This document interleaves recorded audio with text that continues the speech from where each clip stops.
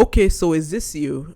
So you basically bought an Infinix or Tecno phone for the first time, and when you turn it on, you see that there are tons of apps that you didn't even install. Like you just see different apps that you know you're not even going to use or anything most of the time, and you ask yourself, why are these apps in my phone? So in today's video, I'll be explaining why Infinix and Tecno phones have all these apps installed in them. And this applies to other phone brands, but I'm just going to concentrate on Infinix and Tecno for this video.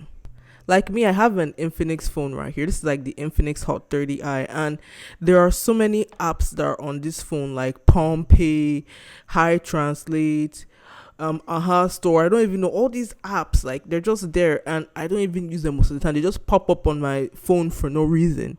So the main reason why these apps are on Infinix and Tecno phones is simply because Infinix and Tecno make money from them. Now, what you should know is that Infinix makes more money from software than hardware, in the sense that now, like, for any Infinix phone sold, they do not take that much money from it. So, for example, if this phone here was sold for $200, the money that they're making from this phone will be like maybe $50 or something. So how do they mainly make their money? Simple, through software.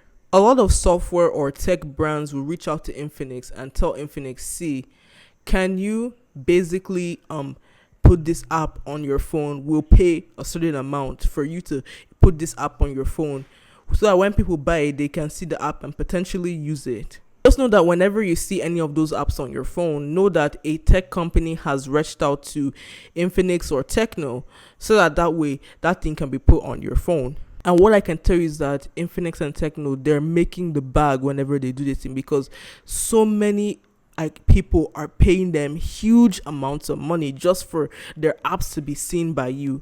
And it's a win-win for both the company and Infinix, because if Infinix does this, they make money. If the company does this, they also make money, because when you use any of these apps, they're making money from it.